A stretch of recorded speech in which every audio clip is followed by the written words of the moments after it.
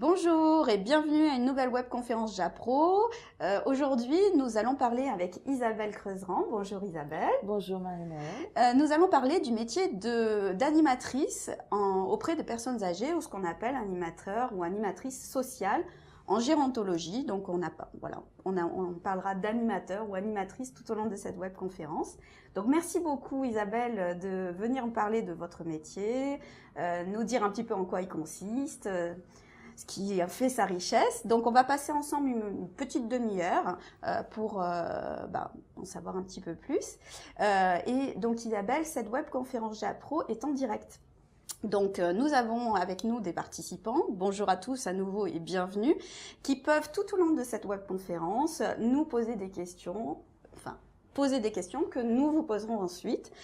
Donc pour cela, n'hésitez pas à utiliser l'espace de saisie qui se situe sous cette vidéo tout au long de cette webconférence pour réagir, poser vos questions. On relaiera tout ça auprès d'Isabelle. Merci beaucoup à nouveau, merci à vous. Et donc on attend avec impatience vos questions que l'on espère nombreuses et qui alimentera cette webconférence. Voilà, donc allons-y. Donc merci à nouveau. Bonjour Isabelle. De venir nous parler de votre métier d'animatrice auprès de personnes âgées ou animatrice sociale en gérontologie. Qu'est-ce que vous préférez comme terme? Les deux veulent dire la même chose. Je dirais maintenant, animatrice sociale, oui, c'est le terme originel, je dirais. Oui. Maintenant, on dit animatrice, d'accord. Auprès des personnes bien. âgées. Non, on ne peut pas faire d'impair, c'est important. Donc voilà. Donc avant de commencer vraiment de parler de ce métier d'animatrice, est-ce que vous pouvez nous donner, vous présenter en quelques mots auprès de nos internautes? Oui, tout à fait. Oui. Je travaille donc depuis maintenant 15 ans. En maison de retraite, en EHPAD, en établissement pour personnes âgées. C'est des établissements qui sont médicalisés, dans un milieu médical, avec des personnes qui sont dépendantes. D'accord. Voilà. Donc j'ai deux temps partiels. Oui. Donc sur deux établissements différents. D'accord. Bon, on en saura un petit peu plus tout à l'heure. Merci beaucoup. Maintenant, voilà, on sait. 15 ans d'expérience dans ce métier-là, ça fait pas mal de choses à en dire. Donc justement, ce métier d'animateur auprès des personnes âgées, est-ce que vous pouvez nous le définir en quelques mots, si c'est possible, parce que c'est toujours compliqué quand on... Oui. Voilà, mais est-ce que vous pouvez nous décrire en quelques mots? Je dirais que c'est un métier qui est magnifique. Puisqu'on s'occupe de personnes qui souvent sont très seules ou très entourées, mais en même temps très seules avec leur souffrance, leurs difficultés face à la maladie, l'approche de la mort. Et c'est un métier qui est très valorisant aussi, qui est très enrichissant. D'accord. Voilà, parce qu'on apprend beaucoup de ces personnes. D'accord. Et donc, vous me disiez tout à l'heure en aparté, avant que nous commencions cette interview, que le terme social, pour vous, c'est important. Parce que c'est un lien. Oui. C'est ça. En fait, on est garant du lien social. C'est-à-dire que ces personnes, souvent en EHPAD, se retrouvent, elles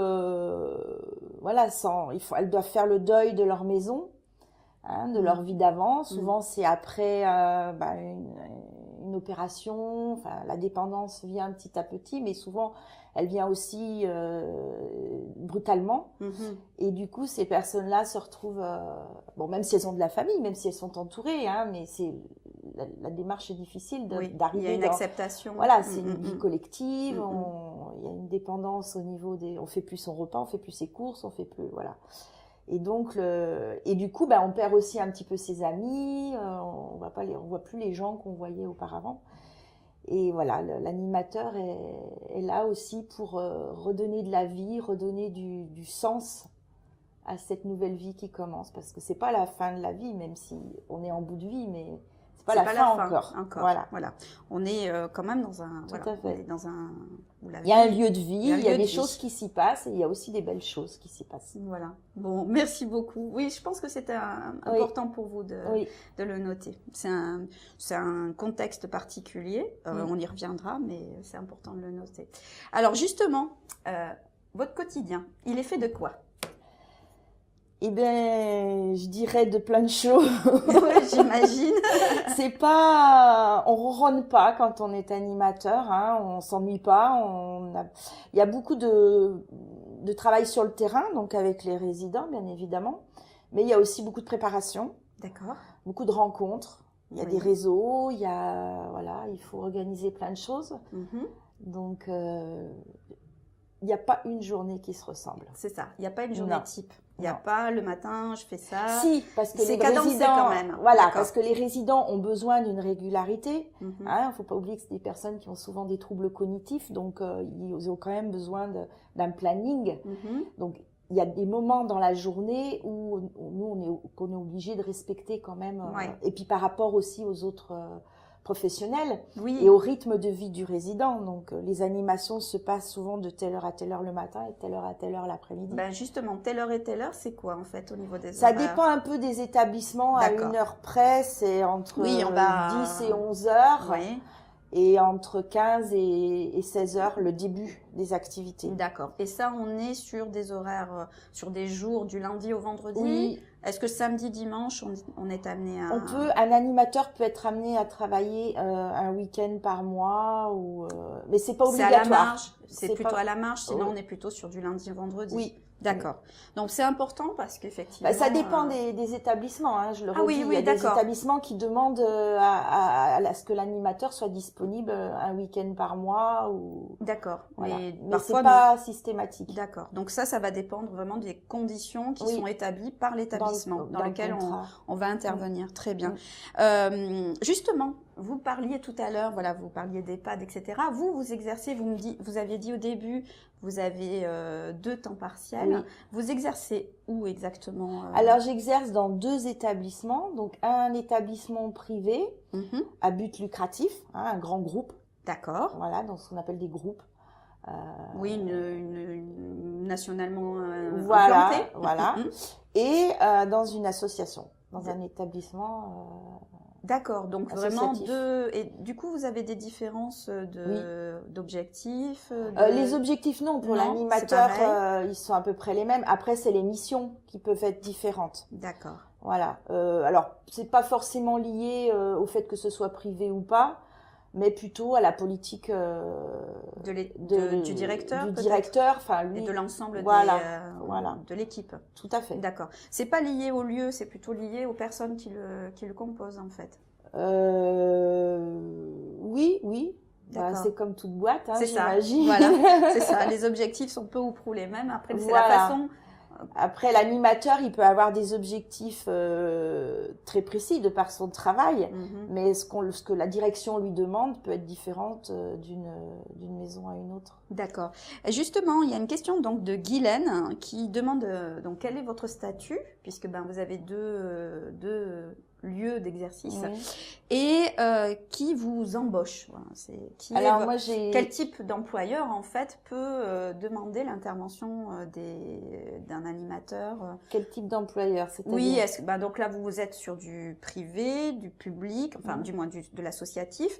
Est-ce que le public peut être aussi amené il y a des établissements publics qui font aussi de la gérontologie. Alors ça, je connais pas trop le fonctionnement des maisons de retraite mais ça peut publiques. être Oui, tout à fait. D'accord, donc on a vraiment tout type de structures qui peuvent être amenées. Même des hôpitaux. Des hôpitaux, voilà. Ouais. Donc des lieux d'exercice vraiment. Et des résidences, alors peut-être pas en EHPAD, c'est plus des EHPAD, hein, mais Oui. des résidences où les personnes ne sont pas forcément dépendantes. C'est ce qu'on appelait en vrai la maison de retraite. Voilà, maintenant la maison de retraite, on dit ça pour parce généraliser. Généraliser, mais moi je travaille en EHPAD, en établissement médicalisé. Parce que voilà, il y a une différence entre le fait d'être médicalisé et de ne pas l'être. Il y a encore des structures qui accueillent des personnes âgées sans être médicalisées. Oui. Et là, pour le coup, l'animateur peut être aussi faire partie, on va dire, de l'équipe. Oui. Après, je connais pas trop ce fonctionnement-là, puisque moi, j'ai vraiment travaillé que en médicalisé. Ouais. D'accord. Donc, vous avez vraiment une notion sur ça. Ouais. Donc, effectivement, si les personnes qui sont intéressées par votre métier veulent savoir la différence, le mieux, ce serait peut-être d'aller rencontrer les animateurs directement dans ces structures-là. Tout à fait. Donc voilà, donc Guylaine, le type de structure où on peut exercer ce métier-là, Donc, il y en a 3 essentiellement, l'associatif, le public et puis le privé. Oui. Et puis après, sur différents lieux, Tout ce qui est- médicalisés ou pas, Voilà. hein, si je résume. En gros, oui, il me semble que ça doit être Ça doit être ça, très bien. Donc vous êtes sur 2 entités et au-delà de ça, est-ce que vous êtes amené à vous déplacer? Je ne sais pas, est-ce que par exemple vous êtes amené à faire des animations à l'extérieur?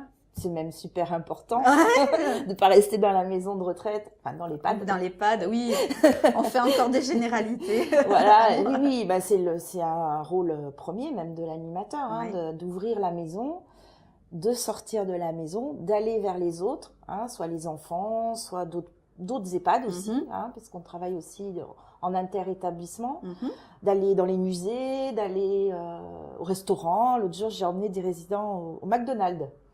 Ah, sympa. Donc ils étaient très contents de goûter les cheeseburgers qu'ils ont bien appréciés. Voilà, on sort et on fait rentrer aussi la vie dans la maison. D'accord. Voilà. Bon, très bien. Donc là, vous avez des animations à l'extérieur, des animations à l'intérieur. Quel type d'animation vous organisez? Parce qu'alors, on a typiquement le tricot, le coloriage, mais j'imagine on est en 2.0.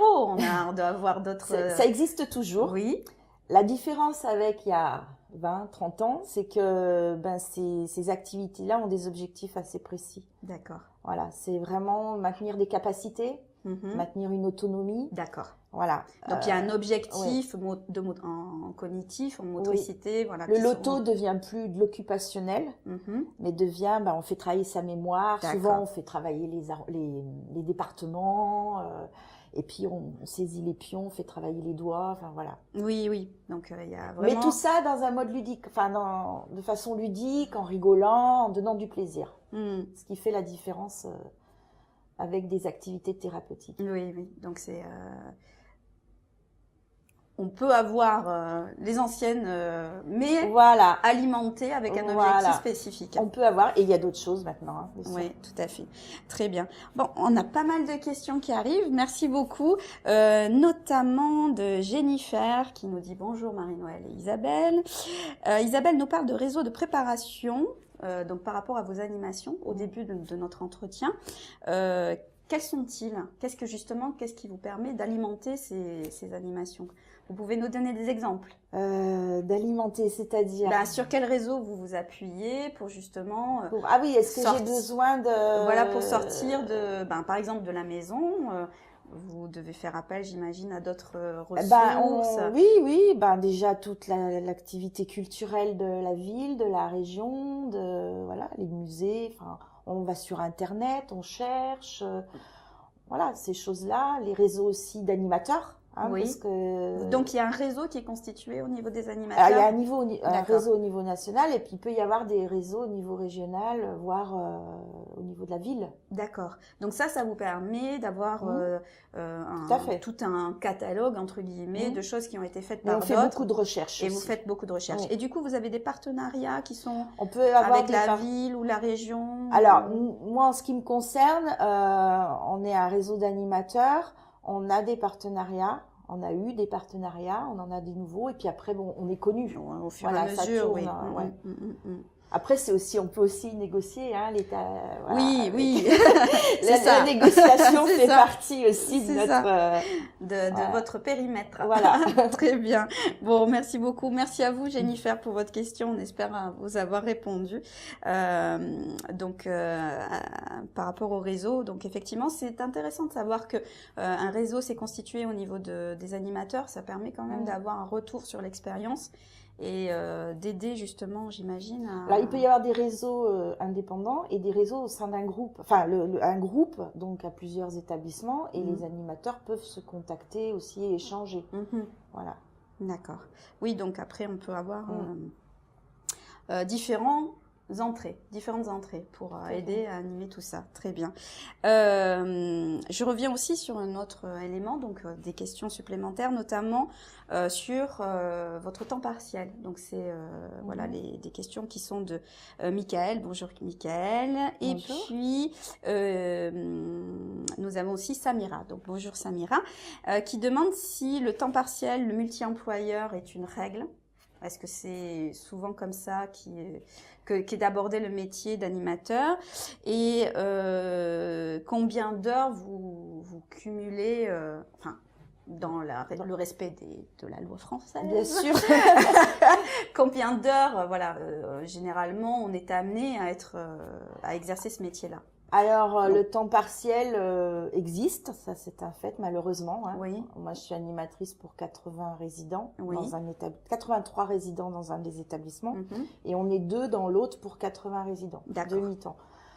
Ça dépend de la politique de l'établissement, et il y a des temps pleins. Alors, il y a des fois des temps pleins avec 2 temps partiels, Mhm. c'est-à-dire que l'employeur fait le choix d'avoir 2 mi-temps pour que quand il y en a un qui soit absent, Puisse voilà. compenser avec D'autres qui l'autre. font le choix d'un seul temps plein, D'accord. et d'autres qui font le choix, soit pour des raisons aussi financières, hein, ça se peut, c'est évident, oui, que ce soit que des économique, temps partiels, D'accord. mi-temps ou plus. D'accord. Mais entre guillemets, la règle, ce que vous avez, vous, autour de vous, le plus Moi, j'ai des souvent- collègues qui sont à temps plein et d'autres qui sont à temps partiel. Non, il n'y a pas de règle. Non. D'accord. Non. Donc ça, c'est vraiment lié au projet, aux capacités aussi économiques. Économique, de la, oui, voilà. tout à fait. Et du choix aussi de la. Parce que de la structure. l'animateur est payé sur le budget hébergement. On n'est D'accord. pas payé sur le budget soins. Soins. Donc, oui. du coup, Mhm. ça dépend Oui, parce du que budget de l'établissement. j'imagine que le soin, il y a une partie sécurité sociale, etc. Où il y a C'est une les, prise en c'est les charge. soignants. Voilà, c'est ça. Donc, c'est pas les mêmes caisses Non, voilà. qui interviennent. Très bien. Voilà. Donc en fait, il n'y a pas de règle. On peut très bien être multi-employeur Voilà. ou non. Mais un c'est partiel pas ou- simple d'avoir un temps plein quand même. Hein. C'est pas simple. Il y en a. Il y en a. Il y en c'est- a.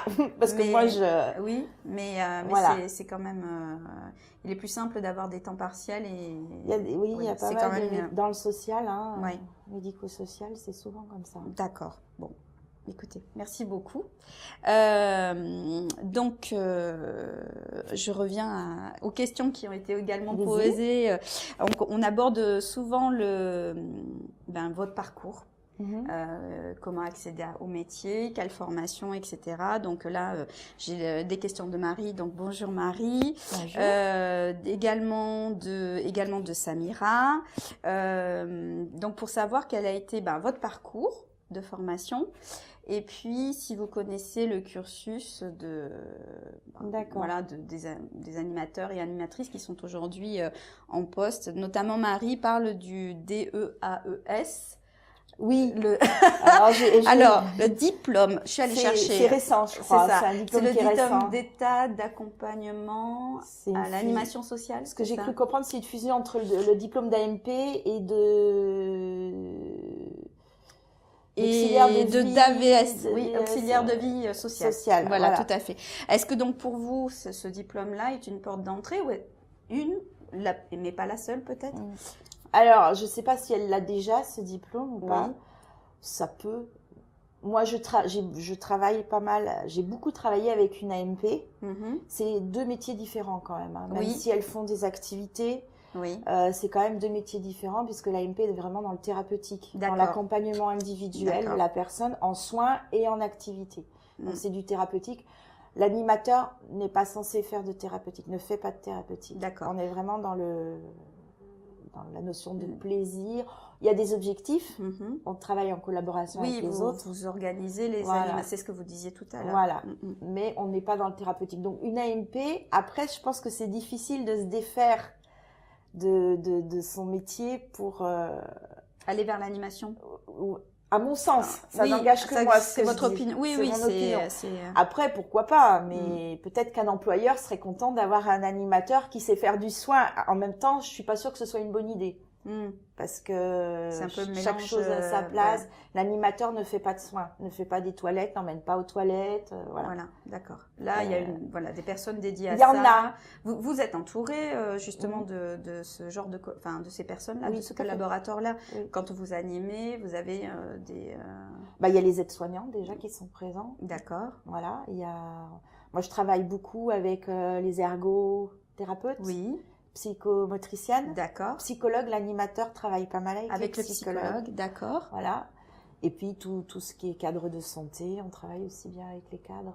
Voilà. D'accord. On est une équipe pluridisciplinaire. Tout à fait. Voilà, donc pour vraiment aborder l'animation dans Oui. l'éventail global. Bah, l'animation fait partie intégrante du projet d'établissement et l'animateur a un rôle dans le projet de vie du résident. D'accord. Un rôle important dans le projet de vie du résident puisque le vie du résident ne se limite pas aux soins et manger, dormir, tout ça. Il y a tout l'aspect vie. Et l'animateur est là pour mettre de la vie dans la maison. Dans la maison. Oui, c'est ce que vous disiez, le lien social. Voilà. Ce que vous disiez au début. Et vous, votre parcours exactement, quel a été Alors moi, j'ai d'abord été animatrice auprès des enfants et des adolescents quand j'étais plus jeune. Après, j'ai eu mes propres enfants, donc j'ai laissé tomber un peu le métier. Et j'ai eu envie de faire du bénévolat dans un EHPAD pendant 2 ans. Et puis voilà, après j'ai trouvé un emploi et après j'ai passé mon diplôme. Et voilà. Vous avez passé un diplôme, oui, voilà. Ça vous a été demandé ou c'est vous qui en Non, avez vraiment besoin? D'accord. C'est moi. C'est pas quelque chose qui est demandé par Alors maintenant, si. Maintenant, qu'est-ce qu'on demande aujourd'hui? On demande au minimum le BPGEPS. Le BPGEPS, voilà, donc ça c'est important. Voilà, c'est le brevet, je sais plus exactement, le brevet GEPS. Voilà, c'est ça. Voilà, mais oui, moi je l'ai passé en VAE. D'accord. Donc c'est possible, on peut faire de la reconversion. Si on a une expérience, moi je l'ai passé il y a 5 ou 6 ans. Oui, la VAE, c'est bien la validation de l'acquis par l'expérience. Donc effectivement, on peut pas, faut avoir un minimum du moins de compétences transversales qui permettent d'aller d'un métier vers un autre. Alors après, il y a le BPGEPS animation, ce qu'on appelle, tout public. Et après, il y a une spécialisation. Et en fait, moi, c'est pas celui-là que j'ai, c'est l'animation sociale avec le maintien de l'autonomie et des capacités. D'accord, donc il y a une notion spécifique à la gérontologie. Bah oui, puisqu'on accompagne des personnes fragilisées, oui, tout à fait. Bah on y reviendra, j'ai d'ailleurs une question par rapport à ça, mais je voudrais, merci beaucoup pour ces éléments. Alors, évidemment, on n'est pas, peut-être qu'il y a d'autres cursus, il faut vous renseigner pour être vraiment le plus large possible et le plus précis possible. Mais voilà, aujourd'hui, de votre connaissance, il faut au minimum ça. BP. D'accord. Les employeurs n'embauchent plus des personnes qui n'en ont pas. Non, et Marie posait aussi une autre question qui concernait l'évolution professionnelle de l'animateur social par rapport à ses pratiques. En allant plus vers de l'ergothérapie, la sophrologie. Est-ce que c'est quelque chose qui est possible? Oui. Et puis l'évolution tout court, c'est-à-dire que est-ce qu'un animateur peut être amené à un moment donné à coordonner une équipe? C'est votre cas? Oui. Oui. Alors, il y a 2 choses. On peut être amené à coordonner. Moi, je coordonne une équipe de bénévoles. Oui. Et la direction m'a demandé également de mettre en place des activités réalisées par les soignants. D'accord. Donc, ça demande aussi de la coordination. D'accord. Une petite forme de management. Oui, c'est pas anodin. Voilà. Après, on peut aussi, donc pour en revenir à la question des formations, on a des formations en interne, l'évolution professionnelle. On a des formations en externe, on peut demander des formations, comme tout à chacun. Et effectivement, tout ce qui est art-thérapie, sophrologie, moi, j'ai fait une demande en aromathérapie. Aroma, d'accord. Oui. Alors après, ça dépend aussi ce qu'attend l'employeur de l'animateur. Il faut conjuguer 2 aspects, c'est les objectifs que l'animateur peut avoir et les objectifs de l'établissement. Et puis peut-être aussi ce que l'animateur a envie de faire évoluer en termes de compétences. Donc tout est possible après. Ça dépend du projet d'établissement. D'accord. Voilà. Donc oui, on peut évoluer sur ça. J'ai Guylaine également qui nous pose une question importante par rapport à, enfin du moins de mon point de vue, qui concerne l'effort physique. C'est une question qu'on me pose souvent. Je suis désolée Guylaine, je vais dire votre âge. Donc elle a 54 ans. Donc elle se pose des questions sur déjà l'avenir. Est-ce que parce qu'elle a 54 ans, elle peut prétendre à être animatrice? Et moi, j'irai au-delà de la question de Guylaine pour aborder la question de l'handicap, du moins de l'aspect physique de votre métier. Alors moi j'ai 52 ans, Guylaine, voilà, c'est ça? Guylaine. Je suis un petit peu plus jeune, mais voilà. Alors c'est un métier qui demande quand même de l'énergie, je l'avoue. Il y a des fois je suis fatiguée le soir parce que En fait, c'est un métier où on nous demande aussi on est créatif, quoi. Faut imaginer des choses, faut créer, on bouge beaucoup. Oui. Par les sorties, par les fêtes, on organise des fêtes, il faut, Tout ça en journée? Bien Toujours. sûr. Parce que Olivier justement demande, est-ce qu'il y a du travail de nuit? Donc non, Olivier. Hormis si vous le voulez, mais ce sera pas celui-là. Non. Après, c'est rare. J'ai eu su qu'il y avait des animateurs qui pouvaient faire des soirées foot en soirée. Ça peut se faire, mais c'est très ponctuel. C'est pas la nuit. Non, on fait pas des 3-8. Non. Si, du tout. Voilà. Ils dorment les résidents la nuit. Voilà, c'est ça. Non, puis on peut avoir des veilleurs, des choses comme ça, mais c'est pas le cas. Non. Donc voilà. Donc vous étiez en train de vous organiser des fêtes. Oui, des fêtes, des sorties, des ateliers. Et je sais plus ce que c'était que la question. Par rapport à l'âge, donc vous étiez fatiguée. Voilà. C'est fatigant parce que on n'est pas assis tout le temps. Physiquement, oui, ça peut l'être. Après, on n'est pas non plus dans la manipulation des résidents. Voilà. On n'a pas le droit d'être dans la manutention des résidents, on peut pas. Voilà, c'est ce que vous disiez tout à l'heure, c'est-à-dire que vous n'êtes pas amené à les accompagner, par exemple, s'ils ont besoin d'aller aux toilettes ou les aider à se lever ou des choses comme ça. Là, pour le coup, il y a des personnes qui vous aident à faire ça. Je n'ai pas le droit. Voilà. Je ne suis pas habilitée à le faire. Donc en plus, c'est très les cadré. Aides-soignants. C'est pas qu'une volonté, c'est très cadré, c'est-à-dire en termes de responsabilité. Après, si une personne se lève, je l'accompagne. Il y a des personnes donner le bras. Mais normalement non. Non, donc normalement non. Voilà, donc Guylaine. Après, il faut que je sois quand même honnête. On peut être amené pour l'organisation d'une fête à manipuler des chaises, des tables. Ah oui, donc voilà. Donc ça veut dire que il faut considérer qu'il y a un gros travail, mais il y a un peu de poids, il y a un petit peu. Physiquement, c'est pas tous il y a les jours. De l'activité, voilà. Donc après, c'est pas un métier qui est complètement fermé, non. Voilà. Mais on peut demander de l'aide. Moi, je demande de l'aide. Je fais pas tout toute seule. Voilà. Puis on peut l'adapter. Parce que j'ai 52 ans. C'est vrai.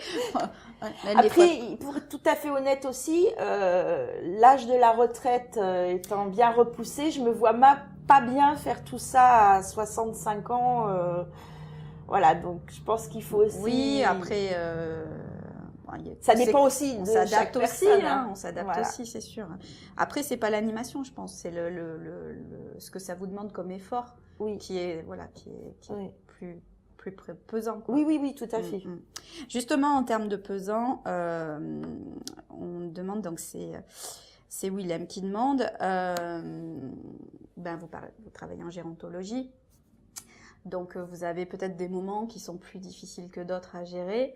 On va parler des décès, puisque c'est une chose qui est malheureusement courant dans ce genre de lieu.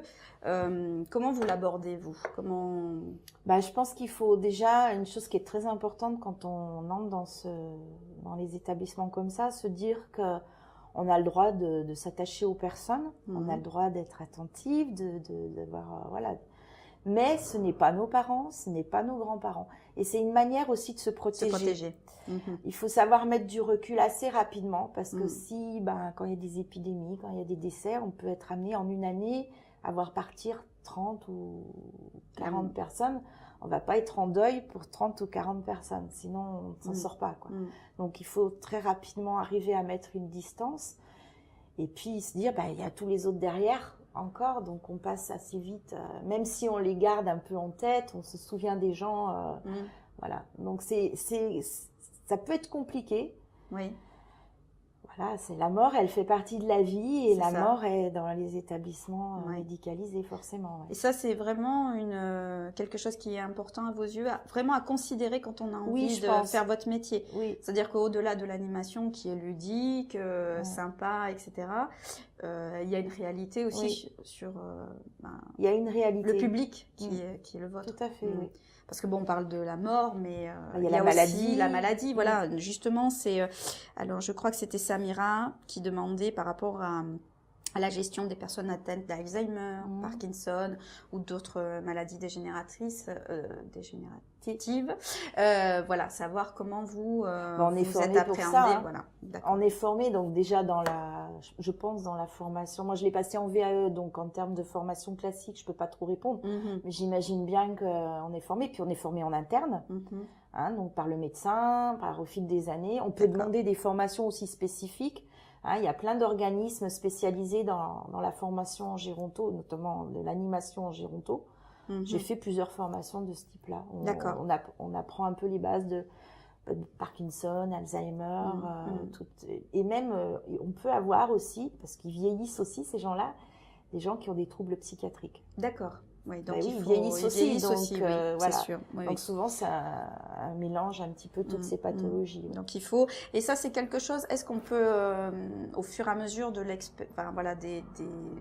l'expérience, de la vie professionnelle que l'on a, on peut acquérir aussi, on peut faire des stages, des choses comme ça, voilà, c'est des choses qui sont possibles. Oui. On n'est pas forcément, c'est pas parce on n'a pas tout le bagage tout de suite. C'est pas parce qu'on a le diplôme qu'on arrive dans un établissement et on végète, quoi. Non, c'est comme dans tout métier, il faut s'enrichir au fur et à mesure. Et donc, il y a des techniques au niveau de l'animation, il y a plein de formations qu'on peut demander. Animer un atelier musical, animer des ateliers mémoire, animer tout plein de choses. Il y a des formations spécifiques et il y a aussi des formations concernant les pathologies. Les pathologies. Même si vous n'êtes pas amené à traiter le médical, vous êtes complètement. On a quand même des... Voilà. Donc c'est important. Voilà. C'est important, vous n'êtes pas lâché. Voilà, il y a toujours. Après, il faut les demander les formations. Voilà. Aussi, oui. Mais non, mais on parlait, c'est vrai, de choses d'évolution par rapport aux compétences, mais ça en fait partie aussi. Oui, tout à fait. C'est important parce que si c'est une condition, si c'est un élément qui est quand même à considérer par rapport à votre travail. Voilà, ça fait pas de mystère. On n'est pas pour autant complètement lâché. Il y a quand même des ressources sur lesquelles on peut s'appuyer pour. Parce qu'en plus, il y a quand même des résidents qui ont des troubles cognitifs légers. Et puis il y a ceux qui avancent dans la maladie parce qu'ils restent jusqu'au bout. Donc ces gens-là aussi, il faut s'en occuper. C'est pas que les personnes qui font un loto ou qui tricotent, quoi. Il y a aussi tous les autres. Donc on est aussi on est polyvalent, je dirais. En animation, on doit être capable de répondre aux différentes demandes. Voilà. Pas standardisé. Voilà. Tout le monde fait le loto. Non. Il faut adapter à chaque besoin. D'ailleurs, c'est une question. Alors, je ne sais plus qui. C'est Samira encore qui demande: est-ce que vous êtes libre dans la programmation de vos activités ou est-ce que vous avez des directives? Donc, on est bien d'accord que c'est lié à des objectifs qui sont établis avec une équipe pluridisciplinaire qui passe de la psychologue ou du psychologue jusqu'au responsable de l'établissement.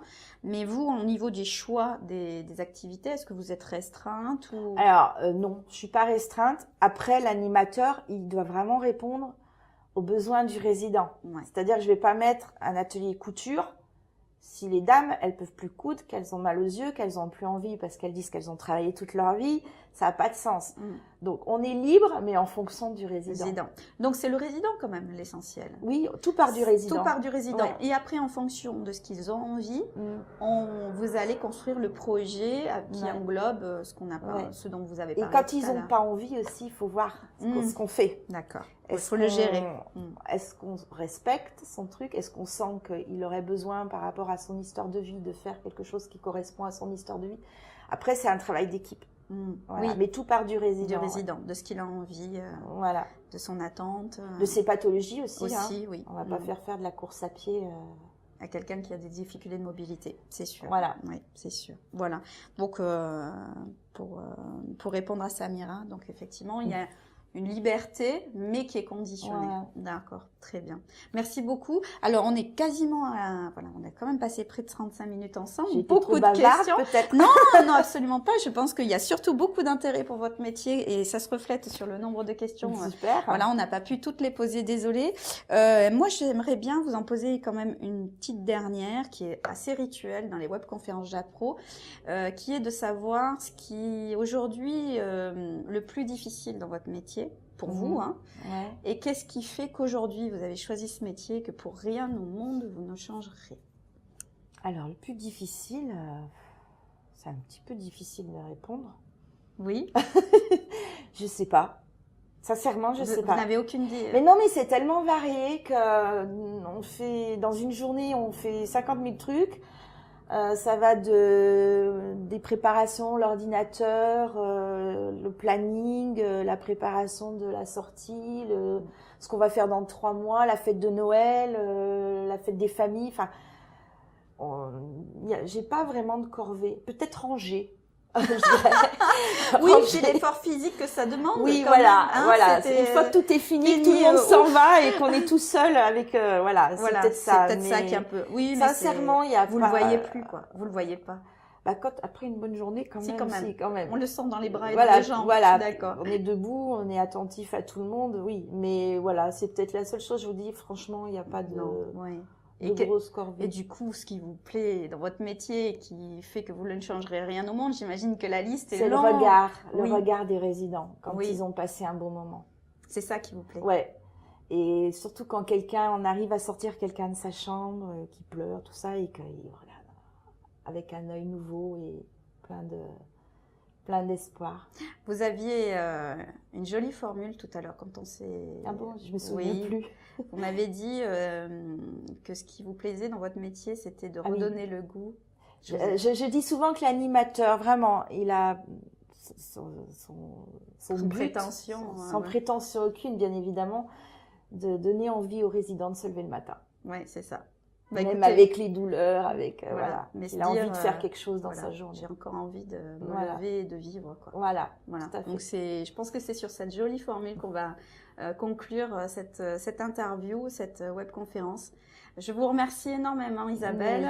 Merci à vous pour vos nombreuses questions. On n'a pas pu tout y répondre, mais moi je m'engage à ce qu'on vous, voilà, on vous adresse les éléments qui manqueraient par mail. D'ailleurs, si vous avez des questions supplémentaires, qui certes ont été nombreuses, mais si vous en avez des supplémentaires, vous avez un email qui s'affiche en bas de votre écran qui vous permettra de nous les adresser et nous les relayerons à Isabelle pour que vous puissiez avoir les éléments sur ce métier qui vous manquerait. Donc merci à tous, merci à vous Isabelle à nouveau. Merci à vous d'avoir invité. On espère que cette webconférence Japro vous aura aidé à en savoir un peu plus sur ce métier d'animateur et animatrice sociale en gérontologie. Nous, on vous souhaite une très bonne journée. Voilà. Très bonne journée. Voilà. Et bon courage si... Voilà. Une bonne continuation à vous. Merci. Et puis, nous, on vous donne un rendez-vous très rapidement pour une nouvelle webconférence Japro. À bientôt. Au revoir. Au revoir.